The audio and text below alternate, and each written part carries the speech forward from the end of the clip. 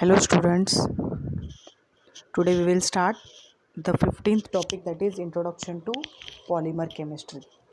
See, this topic also has some omitted part, non-evaluated or reduced syllabus. 15.1, that is introduction, it is cancelled, and 15.2 entire classification is not there.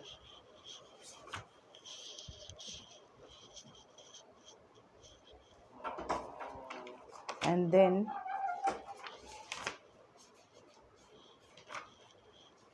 on page number 331, phenol, formaldehyde and related polymers are also cancelled.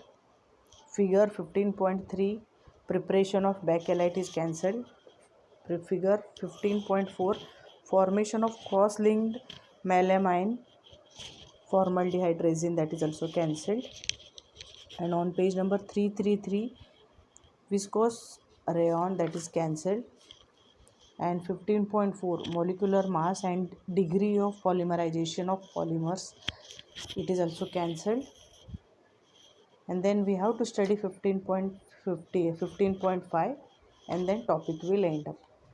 So only few things we have to study, so you will concentrate on the syllabus whatever is there for polymer, because it is easy and interesting.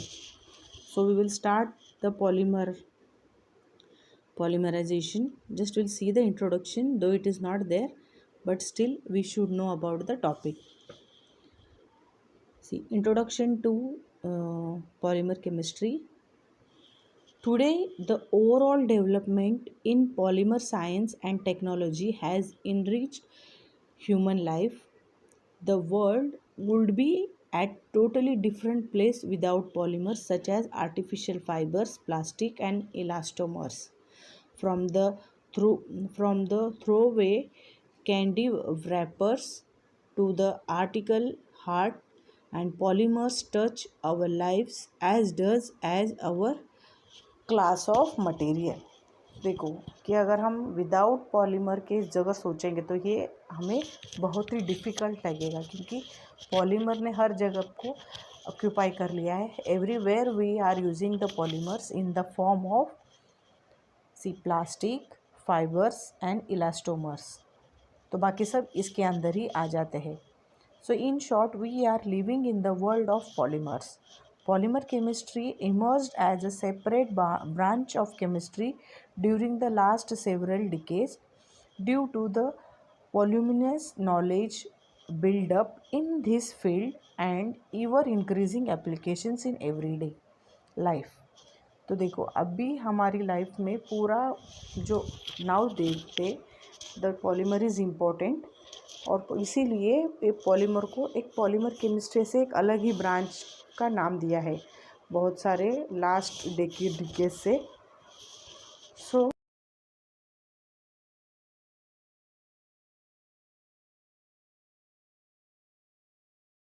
which are derived from small molecules called monomers. तो ये polymers कैसे बनते हैं, क्या कौन है ये polymer, क्या है ये? सो दे आर द कॉम्प्लेक्स, बहुत सारे कॉम्प्लेक्सेस होते हैं इसमें. जिंट मतलब बहुत बड़े बड़े मॉलिक्यूल्स, जैसे हम इथाइल अल्कोहल लिखते हैं C2H5OH, so it's a small molecule. ऐसे बहुत लंबे चौड़े ऐसे होते हैं, उन्हें जिंट कहा जाता है. एंड मैक्रो मॉलिक्यूल्स, बड़े बड़े मॉलिक्यूल्स की जिनका मॉलिक्यूलर फार्मूला बहुत हाई हेवी है. Made from the repeating units which are derived from small molecules called monomers. तो ये बनते कैसे हैं? So they are formed by monomers, small repeating units. जो मोनोमर होता है वही रिपीटेडली बनता है और वो लॉन्ग चेन या फिर बड़ा मॉलिक्यूल तैयार करते हैं. सो जो रिपीटिंग यूनिट है या फिर स्मॉलर यूनिट जो है उसे कहते हैं monomers. The term polymer organized from Greek word poly means many and mer means part of unit. तो बहुत सारा पार्ट की जो यूनिट से रिपीटेड हुआ है ऐसे. So interlinking of many units constitute polymer. तो जो बहुत सारे छोटे छोटे यूनिट्स हैं उनको इकट्ठे करके जो बनता है उसे कहते हैं polymers. So polymers are high molecular mass, that is macromolecules. देखो 10⁻³ +3 है, मतलब 1000 से 10⁻7, तो 10 के ऊपर 7 जीरो रहेंगे, उतने यूनिट यूनिफाइड मास। सो बहुत सारे होते हैं। So both inorganic as well as organic polymers are known. In this chapter we are studying some aspects of organic polymers. We have learnt in 14th chapter about carbohydrates, proteins and nucleic acids, which are important organic biopolymers playing crucial role in living world. देखो ये carbohydrates, proteins, nucleic acid, ये भी कैसे है, ये biopolymers है। Bio मतलब जो हमें ह्यूमन बींग में प्रेजेंट होते हैं। So in this chapter we will consider mainly man-made organic polymers with reference to aspects such as types, preparation and application. तो हमें इस टॉपिक में क्या करना है, जो मैन मेड पॉलीमर्स है उसके बारे में स्टडी करना है। So this 15.2 entire classification of polymer is omitted. So directly we will go to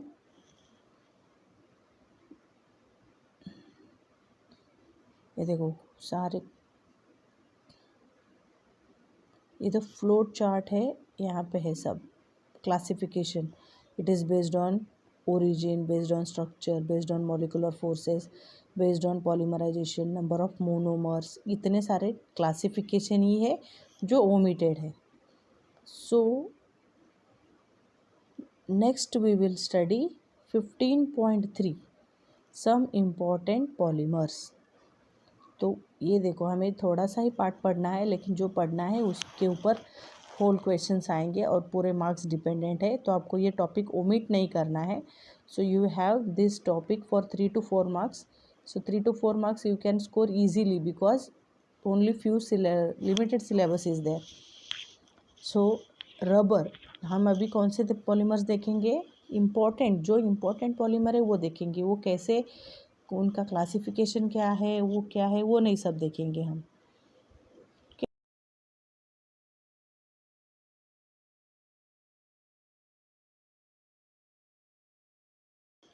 popularly known as rubbers. Elastomers मतलब जो खींच, इलास्टिसिटी जिनमें है, जैसे खींचेंगे तो वो लंबे हो जाते हैं, ये प्रॉपर्टी जिसमें है उसे हम रबर कहते हैं। For example balloons, shoe soles, tyres, surgeons gloves, garden hose etcetera are made from elastic materials. जैसे हैंड ग्लोव्स होते हैं, टायर्स है, सर्जन का ग्लोव्स होते हैं, ये सब कैसे है, इलास्टिक मटेरियल्स है और रबर है। So rubber is a natural polymer और natural things. So natural rubber, that is monomer of natural rubber is isoprene. उसका मोनोमर कौन है नेचुरल रबर का, isoprene. See the structure of isoprene, it is 2-methyl-1,3-butadiene। Two methyl, second position पे methyl group attach है और 1,3 पे double bond है, और ये 4 कार्बन एटम बिलोंग करते हैं because methyl is as a substituent. तो इट इज़ ब्यूटेन है, लेकिन 2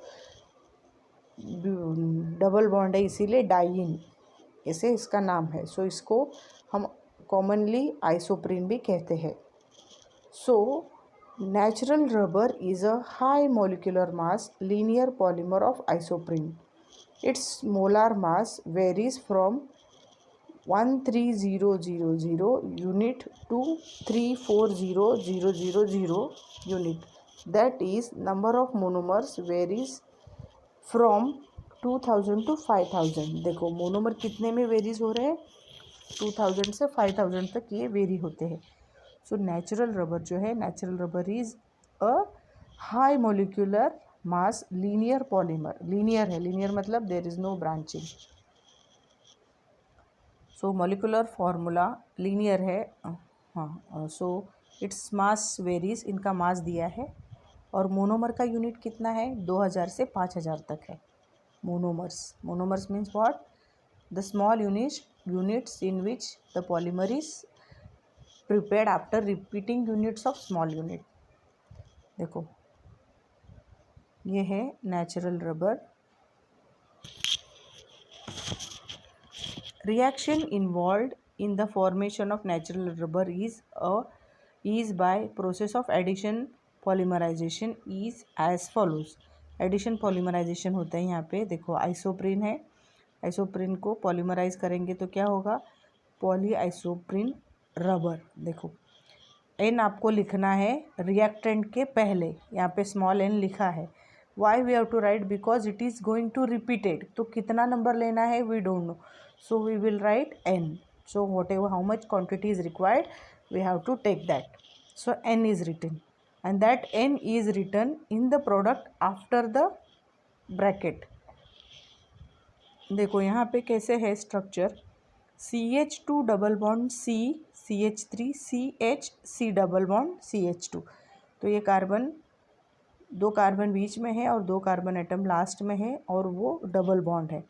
तो ये जो डबल बॉन्ड है ये पॉलीमराइज होके बीच में आता है और ये ऐसे लिंक हो जाते हैं कि they will have two terminals. देखो डैश लिखा है और उसके ऊपर ही ब्रैकेट लिखा है, मीन्स व्हाट, वही ये जो स्ट्रक्चर है ये बहुत बार रिपीट होता है, वैसे वैसे ही होता रहेगा, इसीलिए उसको हम एन से डिनोट करेंगे। तो प्रोडक्ट में एन देखो कहाँ लिखा है, it is written at the end. So this meaning you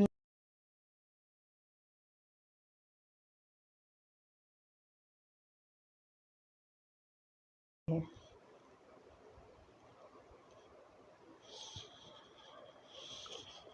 तो आपको रिएक्शन ये आनी चाहिए, जैसे पॉलीमराइजेशन है,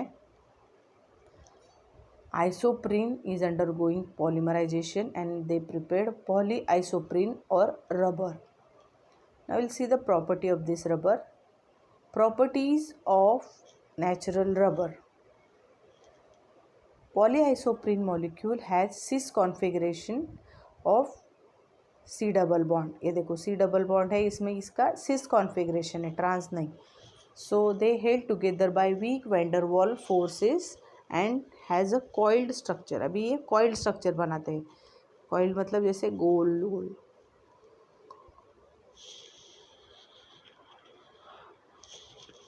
It can be stretched like a spring and exhibit elastic property। तो ये कैसे है, स्ट्रेच भी हो सकते हैं और इलास्टिक प्रॉपर्टी है, इसीलिए इसे रबर कहा जाता है। As it is a rubber, it is a elastic in nature and it is exhibiting or we can stretch it. So vulcanization of rubber, see vulcanization is used to improve the physical properties of natural rubber. A process of vulcanization is carried out in, देखो ये rubber को improve करने के लिए वोल्कनाइजेशन carry करते हैं। And this is, तो वोल्कनाइजेशन के बारे में, in 1839 Charles Goodyear an American inventor invented the process of vulcanisation. तो अमेरिकन इन्वेंटर थे, उन्होंने ये प्रोसेस स्टार्ट किया है। तो क्या होता है इस प्रोसेस में, देखो the process by which a network of cross-linked is introduced into an elastomer is called vulcanization. देखो vulcanization means it is the process by which cross network is introduced, जो linear है उसको cross करते हैं। So this introduction to an elastomer is called vulcanization. The profound effect of vulcanization enhance the properties like tensile strength, stiffness, elasticity, toughness, etc. of natural rubber। तो वोल्कनाइजेशन होने के बाद क्या होता है, so it will improve it's property like tensile strength, जो strength है वो स्ट्रॉन्ग होगा, स्टिफ होगा और इलास्टिक भी होगा, टफनेस। तो इसमें क्या है, एडवांस प्रॉपर्टीज़ आ जाते हैं इसको नेचुरल रबर को। So sulphur vulcanisation is the most frequently used process. Sulphur forms cross linked between isoprene chains which results in improved properties of natural rubber.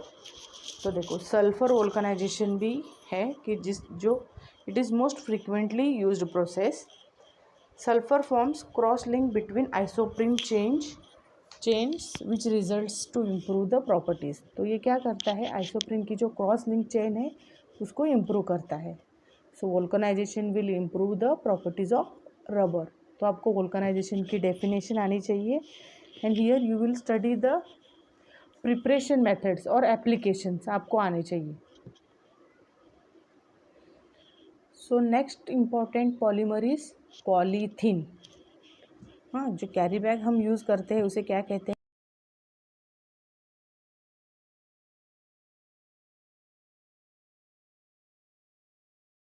And has following structure.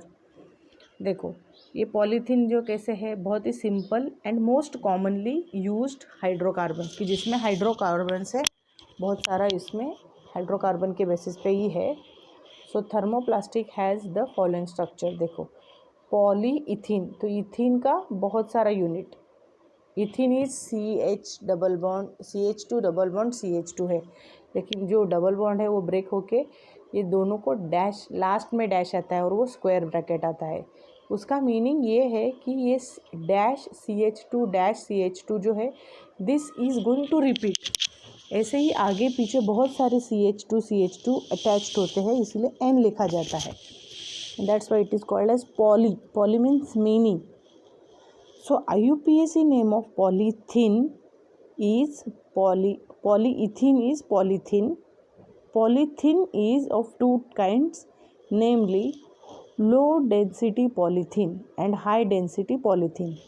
इसके polythene के भी दो types है, एक है LDP that is low density polythene and दूसरा है high density polythene HDP। तो हम देखेंगे दोनों के बारे में भी। Low density polythene LDP, low density है। So LDP is obtain by polymerization of ethylene under high pressure of 1000 to 2000 atmosphere and temperature of 350 to 570 kelvin in presence of trace amount of O2 और peroxide as a initiator. Initiator means it they will enhance the reaction. देखो इसकी क्या खासियत है लो density polythene की, कि ये polymerisation होता है कि जिसमें पॉलीथीन फॉर्म होने के लिए जो मोनोमर है इथिलीन और इथाइलिन अंडर प्रेशर 1000 से 2000 एटमॉस्फेरिक प्रेशर में टेम्परेचर कितना मेंटेन करना है 350 to 570 केल्विन तक हम अगर हीट करते हैं, और क्या लेना है ऑक्सीजन O2 और peroxide as a initiator. Initiator why we will take initiator because it will enhance the reaction. So ethylene will convert it into dash bracket CH2 dash CH2 bracket आएगा और bracket और CH2 के बाजू में एक dash आएगा और last में N आएगा। So LDP is written. So the mechanism of this reaction involves free radical addition है and hydrogen abstraction. Hydrogen abstract होता है यहाँ पे। The latter results in branching. तो बाद में branching हो जाता है। As a result, the chain is loosely held and polymer is low density. लेकिन क्या होता है इससे, पॉलीमर लूजली हेल्ड होता है, मतलब थोड़ा उनमें पकड़ जो है वो कमज़ोर हो जाता है and because of it is having low density. Properties of LDP that is low density polythene films are extremely flexible but tough, chemically inert and moisture resistant। तो इनकी प्रॉपर्टी क्या है, LDP films are extremely flexible है, ये बहुत आप चाह कैसे भी रख सकते हो, घुमा सकते हो। So that is called as flexible.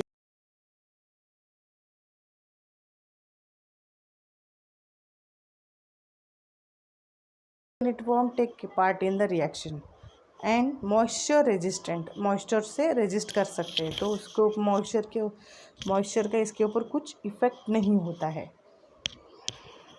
It is a poor conductor of electricity का ये पुअर कंडक्टेंस है and it's melting point is 110 degree Celsius. Now uses of LDP, इसका कहाँ कहाँ यूज़ होता है? तो LDP is mainly used in preparation of pipes for agriculture, irrigation, domestic water line connection. जो देखो पाइप में ज़्यादा करके यूज़ होता है, जैसे एग्रीकल्चर में इरिगेशन, जो ठिबक सिंचन, तुषार सिंचन बोलते हैं ना, पानी पाइप से डाल के जहाँ पे पेड़ है वहीं पे पानी छोड़ते हैं, so this is called as irrigation. So domestic water line connection as well as insulation of electric cables. जो हमें घर में पानी मिलता है, कहाँ से आता है? वो टाँकी से हमारे घर तक जो आता है, one to transfer the water from one place to another place we are using pipes, so that pipes are made up of LDP। And insulation of cables, cable को इंसुलेट करते हैं कि जैसे उसमें से शॉक बाहर ना आए, करंट बाहर ना आए जैसे।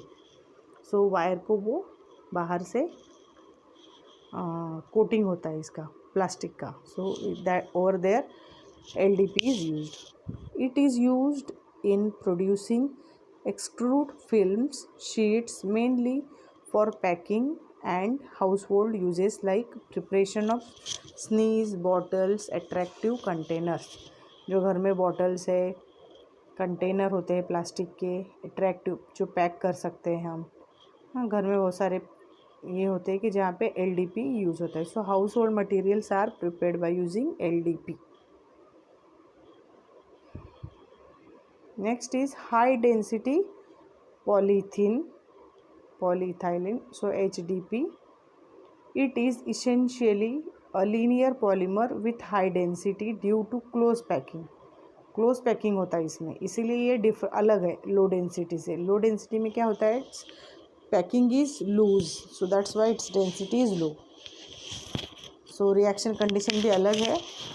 सो polyethylene will heated at 333 Kelvin, that is 333 Kelvin, and 333 से देखो 343 तक, मतलब अराउंड 10 डिग्री सेल्सियस टेम्परेचर बढ़ाना है। और एटमॉस्फेरिक प्रेशर कितना है? It is 6 to 7 atmospheric pressure रखना है। So the resultant polymer is obtain, that is called as LDP, high density polymer. HDP is obtained by polymerization of ethene in presence of Ziegler-Natta catalyst। तो ये जो catalyst है, this catalyst is important over here। So Ziegler-Natta is used in HDP, और LDP में peroxide use करते हैं।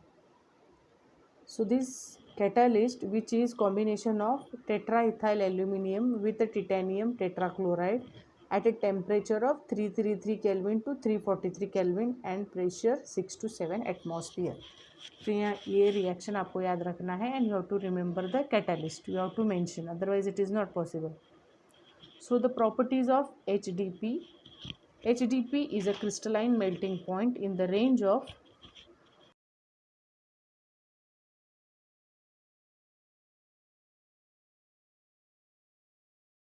Temperature पे। It is much stiffer than LDP, बहुत उससे कंपेरेटिवली ये बहुत स्टीफर है। And has a high tensile strength and hardness. It is more resistance to chemicals than LDP, उससे ज़्यादा स्ट्रेंथ और हार्डनेस में ज़्यादा है, और रेजिस्टेंस में भी वो उससे काफ़ी ज़्यादा में अच्छा है। जैसे यूजेस ऑफ HDP, तो इसका कहाँ कहाँ यूज़ होता है? It is used in the manufacture of toys and other household articles like buckets, dustbins, bottles, pipes etcetera. It is used to prepare laboratory wares and other objects where high tensile strength and stiffness is required. तो ये जो खासियत है इसकी, ये high density पे है, तो इसका यूज़ होता है आर्टिकल्स बनाने में, जैसे बकेट है, डस्टबिन है। ये देखो स्ट्रॉन्ग रहते, बहुत गर्म पानी भी डालोगे तो वो क्या मेल्ट नहीं होता है, so it is unaffected, so it is heat resistance. Bottle, pipes, and it is also use to prepare laboratory wares. जैसे हम लेबोरेटरी में बहुत सारे प्लास्टिक के अपरेटस देखते हैं, तो वहाँ पे HDP का यूज़ होता है। So object requires high tensile strength and stiffness is required, कि जहाँ पे बहुत टफ और स्टिफनेस ऐसे प्रॉपर्टी वाला पॉलीमर चाहिए वहाँ पे इसका यूज़ होता है. So today you will write down the reactions of preparation of rubber, that is polyisoprene का जो रिएक्शन है वो लिखेंगे. And you will write the reaction of